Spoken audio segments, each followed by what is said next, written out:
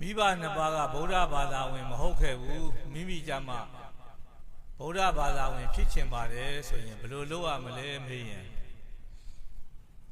ဘာမှအထူးဆန်းနေဘယ်ဖះเจ้าနေဘယ်ဘုန်းကြီးတွေစီမှာသွားနေเสียမလိုပါဘူးလက်အိုလေးချီတကယ်တမ်းကိုစိတ်ထဲကနှစ်ကာနဲ့စကလုံးလေးသုံးလုံးကိုတော့ဆိုရလိမ့်မယ်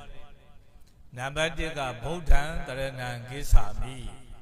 ဖះကိုယုံကြည်ကိုးကွယ်စိတ်ကပ်ပါတယ်ဓမ္မံတရဏံကိစ္ဆာမိအဲ့ဒီဗုဒ္ဓမြတ်စွာဘုရားဟောကြားသွားတဲ့တရားတော်တွေကိုနှစ်ကာယုံကြည်ကိုးကွယ်စိတ်ကပ်ပါတယ်တန်ခံတရဏံကိစ္ဆာမိအဲ့ဒီတရားတော်တွေကိုခဏချိန်ထိအောင်လက်ဆင့်ကမ်းပြီးတည်ဆောင်းလာကြတဲ့တန်ဃာတော်ရှင်မြတ်တွေကိုနှစ်ကာယုံကြည်ကြည်နဲ့ကိုးကွယ်စိတ်ကပ်ပါတယ်လို့သုံးမျိုးကိုသုံးခေါက်သုံးထိကြတော့ဘယ်လောက်လဲကိုးချိန်ရုပ်ဆိုလိုက်တာနဲ့ဒီပြိုင်နဲ့အဲ့ဒီပုဂ္ဂိုလ်ကဗုဒ္ဓဘာသာဝင်ဖြစ်တယ်ဗျာဘယ်မှသွားနေเสียမလို့ဘယ်ဆရာတော်ကြီးစီမှသွားနေเสียမလို့ဘယ်ဖះเจ้าမှသွားနေเสียမလို့အလိုလိုနေကိုဗုဒ္ဓဘာသာဖြစ်